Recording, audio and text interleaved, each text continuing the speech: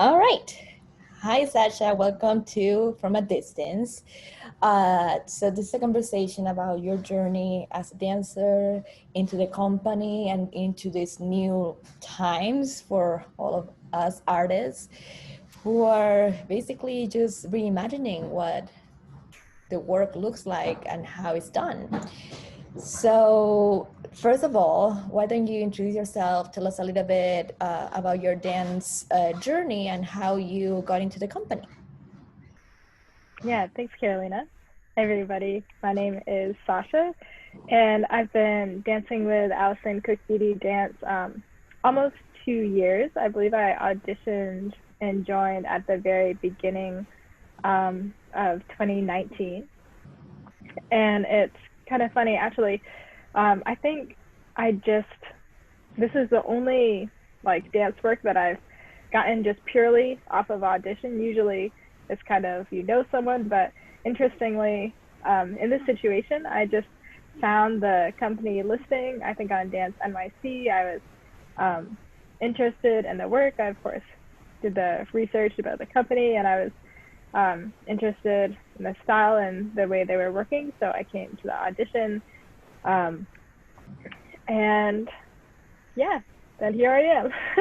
Yeah, I remember you came in with Richard, right? Yeah, it was right at that time. Yeah, that was a great audition. There was a lot of people in that audition, I remember, and there was like two rounds, and it was so many talented artists. But you and Richard had something very unique. I remember about yourselves, like in a world where like mostly everybody is very talented, there has to be that something that like kind of like set you aside from everybody else. And you and Richard had that. You had like this mysterious quality, like beautiful lines, but there was this mystery about it. We are like, ooh, we want to see more. It's like, what is in there? And well, definitely there was more, as we've seen through all of this process. So what was the first piece that you rehearsed and performed with the company? You remember what was the first one that you joined with? Yeah, yeah. It was Magnetic Temptations, and the first time I performed that it was at the Brugge Performing Arts Center, um, and that was such a fun first piece to join with. Of course, super challenging, very physical, lots of cardio. Um, but I really enjoyed it because it's very contemporary, a little less classical than some of Allison's other works. So it was just really fun to dive into the physicality of it, a really fun challenge. And then I thought it was also a really great piece to kind of join with because it helped me get to know everyone. Of course, um, there's such a sense of community and like relationship between the dancers in that piece. So um, I feel like the bond and connection started really growing through that process. Yeah, I mean, we also a very small group. We are like, well, give or take, depending on what we're doing and the time of the history of the company. We're a company of 8 dancers, so we're definitely a very tight group. But you guys fit right in. And that's a very challenging piece. Um, through your whole, two, you said 2 years, right? 2 years with the company. Yeah, just about. Yeah, you have inspired a lot of new roles. So, like as a dancer, I mean, I always say like having roles set on you, like this is the role that you inspire, and like set on your abilities, on your body, on your artistry is priceless. And you have lots of them now on under your belt. Like you have messages in time. Um, we have now like this new piece that you're doing virtually, which is definitely Mm-hmm. something that I want to get into in a second. There's a lot of things that were like seal. There's a lot of things that have been like really created on you. So from all of that, do you have a favorite and a most challenging one? And it doesn't have to be Yeah, only like the ones created on you, but in general, like the ones that you've mm-hmm. had performed so far. Yeah. Um, hard to choose. Um, I really did enjoy the process of Seal, and it was very collaborative. It was really a collaboration between Alice and the three of us. It's a trio, and it was, yeah, definitely a different experience to have that work created on me versus, for example, the Magnetic Temptations, which was already a set piece that I was stepping into and trying to find my way in throughout. Um, so yeah, I always really enjoy when I'm given the opportunity to make my own choices and to have that agency to contribute into the process. Um, and I think especially with Seal, because it was and is just a small trio, um, it gave us a lot of opportunities to really strengthen and develop the relationship of us in the piece and our different characters. And it became very layered and deep, not only with the movement, but our individual experiences and how we were creating that relationship to one another on stage. So yeah, I think my favorite is probably Steel for those reasons. Yeah, I mean, it's an absolutely gorgeous trio. Is there a most challenging one that you're like, oh my God, or like for A, B, C, or Z is like, am I gonna get through this, or like what was the most challenging? What's the most challenging that you've done so far? Yeah, probably. I think the most challenging role is the messages and time because it's so complex with um, the storyline and character development, as well as a lot of fast, at times very technical movement. And then there's also the music to contend to, which is a whole other challenge on its own. So that piece too has a lot of layers, and for that reason, it's really rewarding to try to delve into and try to maximize each one of those layers to the fullest capacity. But yes, very challenging to try to maintain that integrity and the musicality, the technicality of the dancing, and the storyline that we're trying to portray. Right. So while you've been, performing all of these different things, and I don't know if you had like see videos or anything, is there a role, and it doesn't have to be a female role necessarily, but is there a role that you're like, you know what, one day in the near or distant future, I would love to do that role in that piece? Is that like do you have one that you're like, oh, I would love to like get a chance at that one? Hmm. That's also a hard question. It's hard to choose because it's also, I found for myself, it sometimes can be a very different experience, like viewing a piece from the outside versus actually being in the piece and inhabiting it. So it's always difficult to say just standing from the outside. Um, but I really love Touched by Fire. I think that's a really beautiful and meaningful piece. So yeah, that's definitely of interest to me. That's that's beautiful. Yeah, I can definitely see you doing it. Wow, maybe. That would be nice. Uh, okay, so moving on from what the past, let's jump a little bit into the present and all this crazy time. Um, you haven't joined us yet. Well, you joined for a couple of rehearsals, right? For the big Yeah. piece, but you also been doing a separate project um, with the two more dancers, Nika and Vera. The three of you have been creating a different project with Allison. Can you tell us a little bit more about that? Yeah, so this is the Yellow Wallpaper, and it's a trio based on a short story titled the same name. Mhm. And this piece has gone through many evolutions. We've been working on it for a few months now. Um, and yeah, when I think back to the very first rehearsal, it's really interesting to see how many changes and iterations it's gone through. Allison started with a very, very simple kind of movement, and the music, it was being composed along with the dance, so they were kind of growing together, and the music started off very, very simple as well. Um, and throughout our time rehearsing, it's really grown in complexity.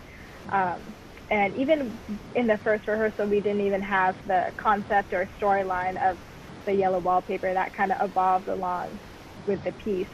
Um, and so as it's grown and kind of gotten more detailed, and it's added this element of story, and we've all kind of developed our different characters, the presentation of it has also shifted too. So now, we're working towards making a full film of it, hopefully dancing together, with a green screen. So Vera and I are the kind of wallpaper characters.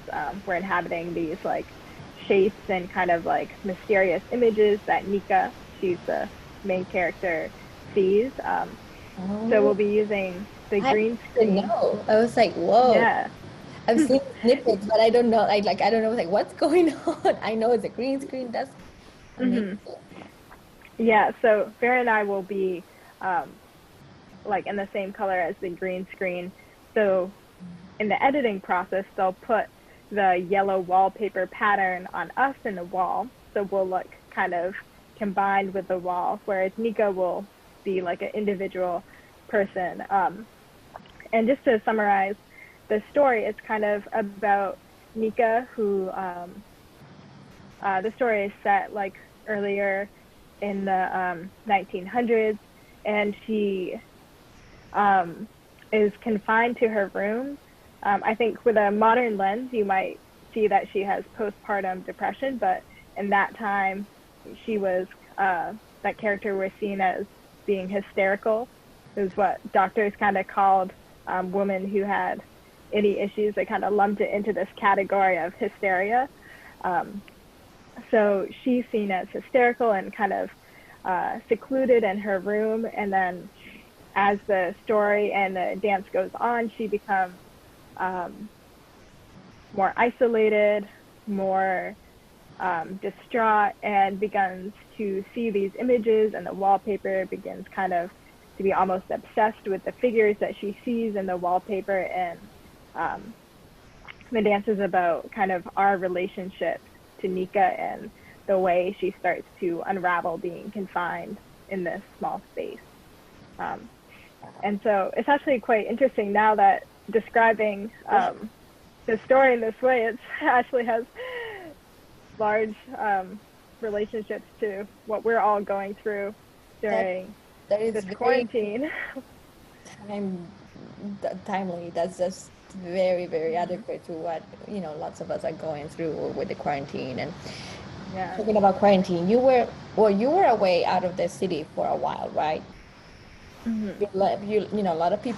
A lot of people left the city in this. If you don't have to be here for like, a specific reason, a lot of people take the choice and the option of like leaving at least for a little bit until things kind of simmer down. And now you're back and you were in Florida last. Hmm. Yeah. Also in Maine, um, and yeah, now back in Brooklyn. So you had to quarantine. Hmm. You've been in quarantine because you were coming from Florida. Hmm. This is definitely something that, it happens. It's not like it doesn't sound like fiction like it's a very or like something that happened like a while back or like in the 1900s. It's like something that's happening now. People had to like, seclude themselves and quarantine. So this is definitely I can't wait to see it. I mean, obviously I've seen like little videos of rehearsals, but I haven't like I can't really imagine how it's gonna look. I think it's gonna be awesome. And you guys are filming very, very soon, right? When is it? Like in the last week of August as well? Yeah, that's right. Yeah, Oh, and I think this piece will continue to evolve. So right now we're working on this film adaptation, and then perhaps sometime in the future we might do a live stage, um, variation. And, how we've been rehearsing is we have like these, basically a corner of a room that we're kind of going off of the walls. So for the live adaptation, there might be some kind of structure built on stage. And of course, there's going to have to be different variations and ways that we adapt it to the live version. But this piece is, I suspect, continuing to evolve. Wow, I can't wait. I really can't wait to see it. And you also part of the piece that we're doing at the baseball field that is recorded that same week. There's going to be a lot of work done that week. Um, so you joined I wasn't there when you joined. I joined later on, and you're joining us tomorrow. Yeah, yeah. If it doesn't rain, it's been That's raining a lot. also one of the most challenging parts. It always rains when we need to like rehearse. It's like, I don't know. It's Yeah, like we're a jinx or something. it's so strange. Like, what are the chances that it always like really rains that day? But anyway, Yeah. it's not gonna rain. Let's not jinx it. It's going to dry and like nice and not too hot. It's gonna be perfect. That's going to be our energy to sending out to the universe. So, but you did have a couple of rehearsals on that piece. How was your experience in this totally new setup? Yeah, it was really definitely challenging to go from. Of course, I'd been studying the videos while the dancers who were there have been sending videos to us, sending notes, and I've been trying to replicate the piece in my own small room. So definitely a difficult transition the first day, trying to adapt to all this big space, and as well as in adapting to the conditions of the environment. I mean, it's hot outside, it's dusty, um, and yeah, adapting to dancing in sneakers, and it's almost like when you like go running at the beach or something, like the sand makes it that much harder to move and like be able to get your momentum going. So trying to adapt physicality not only to like the open space but also like the surface of the ground. Um, yeah, it's a different way of moving. Absolutely. I mean, I I remember like now I'm a little bit better. I mean, still challenging. I don't think it's ever gonna stop being challenging. But yeah, I remember that first time. It was like, how is anyone doing anything? And then the second time was already better. So like, our bodies are so adaptable, and we're so lucky to have these bodies that like, give us so much. So yes. But you also been teaching, right? Mm-hmm. So you've been doing this project, the yellow paper, the yellow wallpaper project, and then you've been doing your best to like do the baseball project, and then tomorrow we'll see how everything comes together. I'm so excited to have you there. And then you also been teaching and doing a lot of things on your own. I mean, everything kind of came to a halt when all of this craziness started. Um, how how do you feel about that? How you feel about so many things going virtual, so many things like, I mean, it's what we can do right now. It's not that we have many options, right? But like, how do you feel like that change? Um, is I mean, personally, I feel like it's hard because you're missing like that connection, the personal connection. But I'm so grateful that it's there at the same time, right?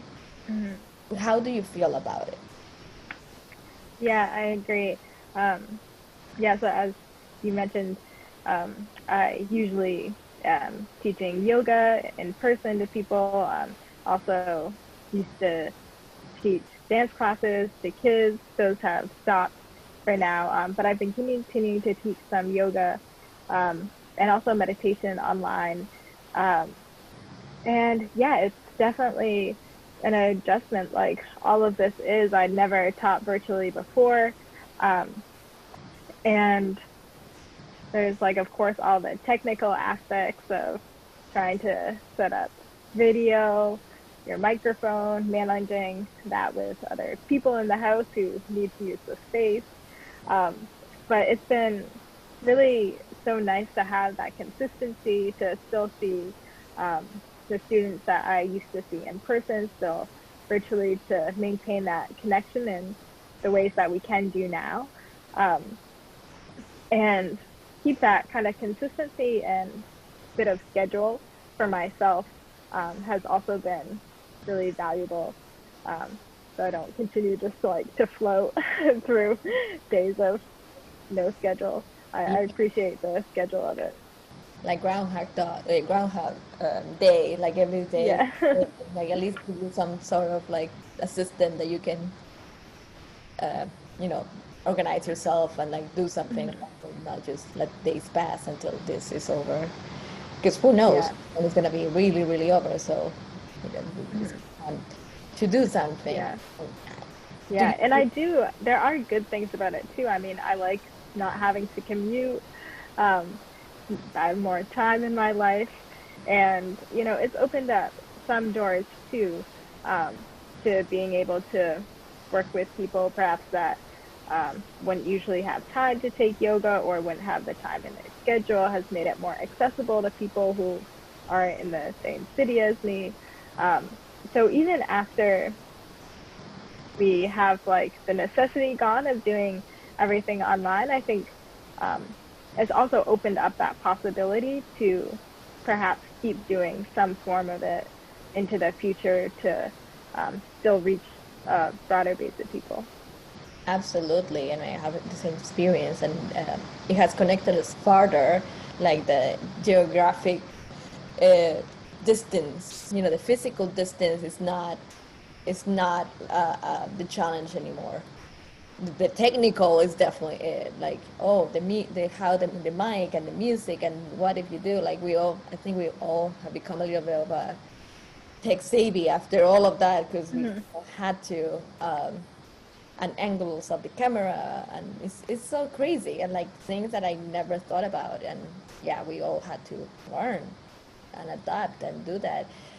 Has this new, so you think, have this affected like how you see you doing things in the future as an artist, as a teacher? And you said that you might continue doing this online, not 100%, but some online work, so you can continue to work with people and connect with people that are not otherwise able to do it.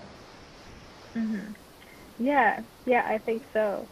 Um, and I think although maybe not, maybe a lot of us wouldn't have jumped right into this virtual mode right away without this situation. I think that it can kind of accommodate this freelance lifestyle where we can actually benefit from the accessibility of it, from the flexibility of it. Um, so not only with teaching, I'm also interested in doing dance films, or um, I enjoy editing videos, and I think there are definitely other possibilities to explore within this.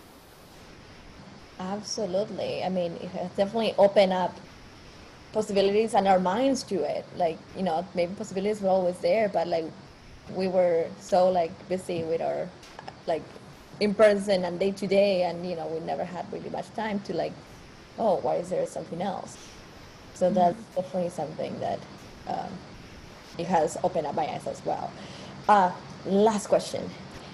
Do you have any message for all the other artists out there who, like, maybe are not able to work? We are very lucky that we continue to work in some way or the other, even when it's not like the typical way we work. And sometimes it's not ideal because of weather and space and who knows, but we are continuing to work. Is there anything that you would like to say to all of the other artists out there who are currently not able to do that? Mm-hmm. Yeah. Um, I think it can be really often easy to immediately see the ways in which we're not able to do what we want to do or do what we're used to doing. But there's also the flip side to that, which is in this situation, there are some things that are more accessible. And if you're not working in the way you used to be, then maybe you have more time. Even though I'm continuing to work in some capacity, I know I have more time on my hands as well. And that's led me to reflect a little deeper about why it is that I dance, what I'm looking for in my dance. And I think for me, it's allowed me to um, make dancing really be for myself when I choose to take a class online or just choose to go improv, or it's really because I want to, and it's because um, I find something in it.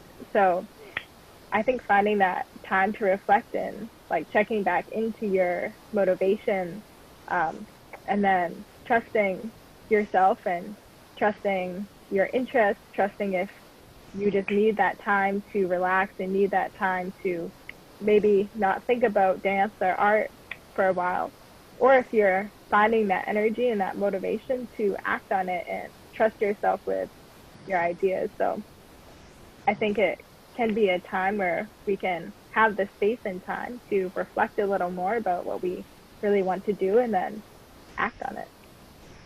That's amazing. Yes. Yeah, do what basically do what you need to do. It's not a one size fits all.